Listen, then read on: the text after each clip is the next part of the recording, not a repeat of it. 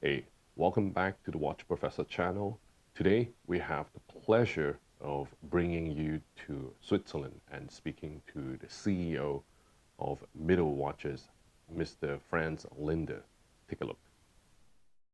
CEO for Mido Watches. Thank you for joining the Watch Professor to talk about a little bit about the brand. Very happy we are now here in Neuchâtel in Switzerland.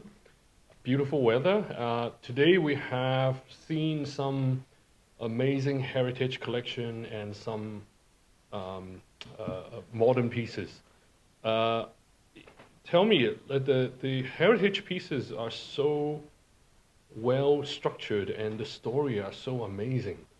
Are there? I understand that you already have some pieces that you are going to that you have already been producing for re-edition.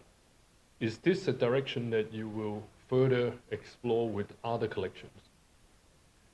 Mido has a very rich history, and as you have seen today, we have fantastic historical pieces. As you said, some of them we brought out as, I wouldn't say re-edition. So our replica or historical pieces we bring out, say, are inspired by historical pieces, but brought to, let's say, the sizes of today.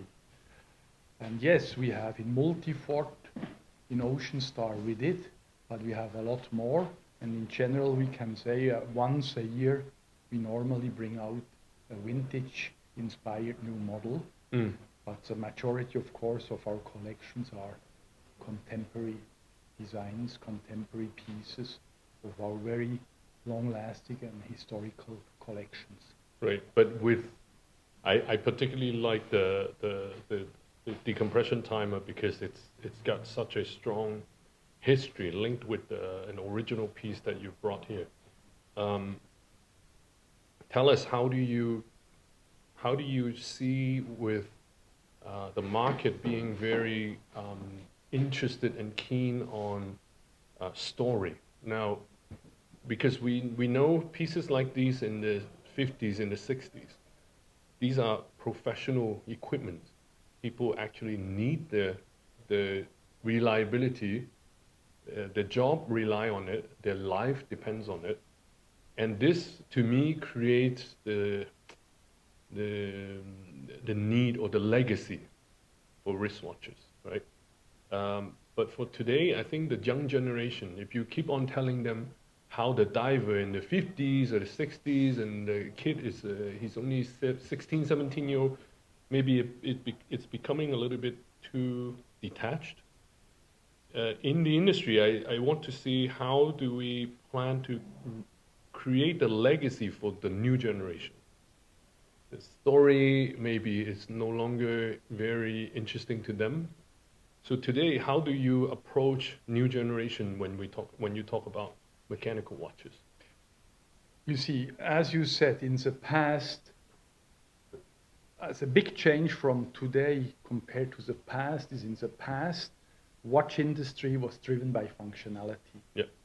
But emotion always was a big part of it, but it was first functionality. And I would say today it's swapped over. Today, first of all, you sell emotion. And here we have a history, a story.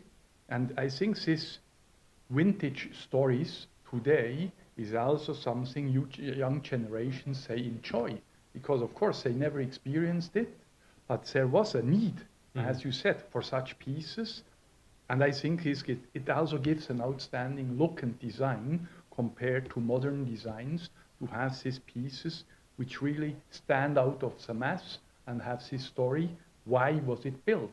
Because you had to dive, you had to go up, and you had to measure.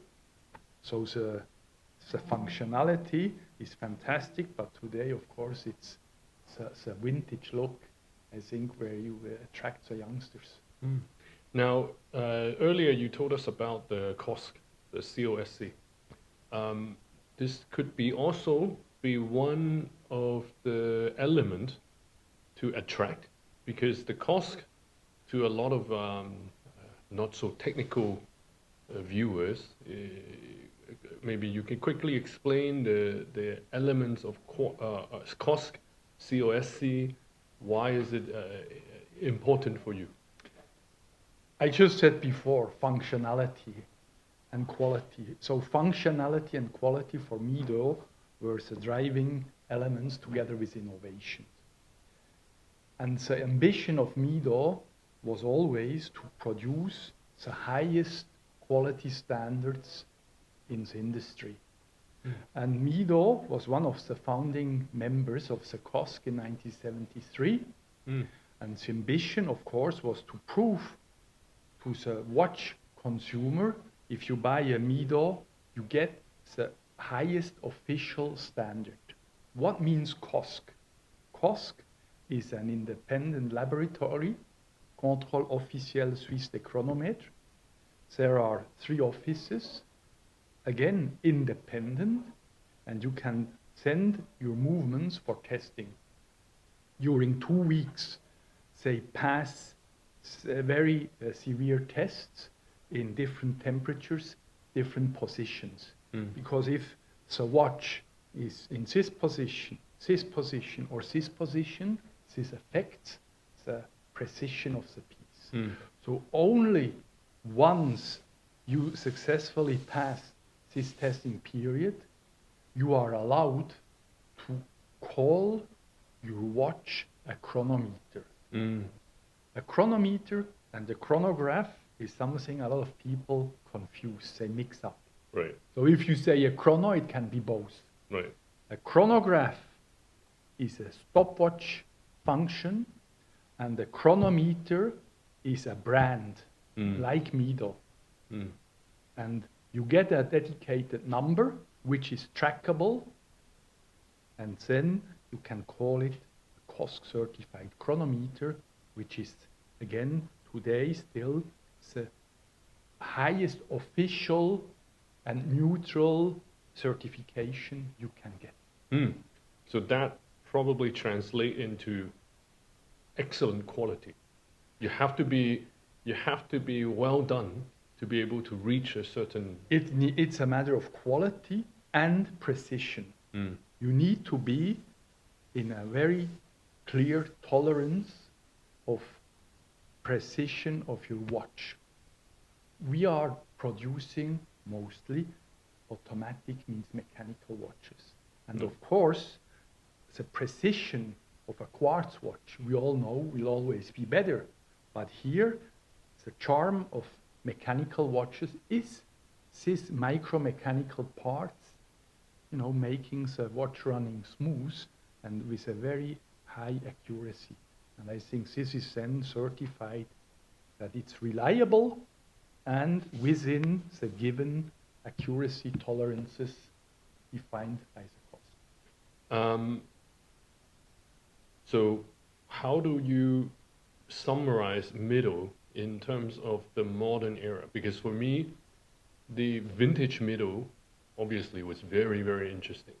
We talked about the car radiator. We talked about using cork in the waterproofness, the decompression timer. What about the modern era? How do you summarize for Mido, for those audience who are oh, I've seen Mido, but I'm not quite familiar with it. What does the modern Mido stand for? Here we also first need to go back in time. In basically 1934, the DNA of Mido was determined, where the aim of the Mido people was to produce very reliable, robust, and precise and water-resistant watches. So in 1934, Mido launched the multi-fort collection, which is really solid, strong, masculine watch. And this DNA is still valid today. Of course, the design evolved, but let's say the consumer, the wearer of a multi-fort, it's still the same target audience. Then, 1944, Ocean Star, diver watches. Again, here we did over the years always improve and innovate the technology, but the positioning and the aim is still to produce the best diver watches in its category, offering outstanding value for money and very reliable products. But of course, in every time, the design is key. And what we do, in every facelift, of course, we modernize our products and say, look, they have a contemporary design to match the time they are commercialized. And this is valid for our four main families. We have Commander, Alzo, and Baroncelli. But if I look at your watch, Ocean Star, very Ocean Star means a diver piece, 200-meter water resistant, and clean, functional design, but still, I believe, a very cool watch for everyday use. So excellent value, mechanical, and good design. Yeah. Okay, excellent. Thank you, Franz. For those of you who are watching, stay tuned. I'm going to show you some of the pieces from the new collection directly from Neuchâtel, and I'll be right back.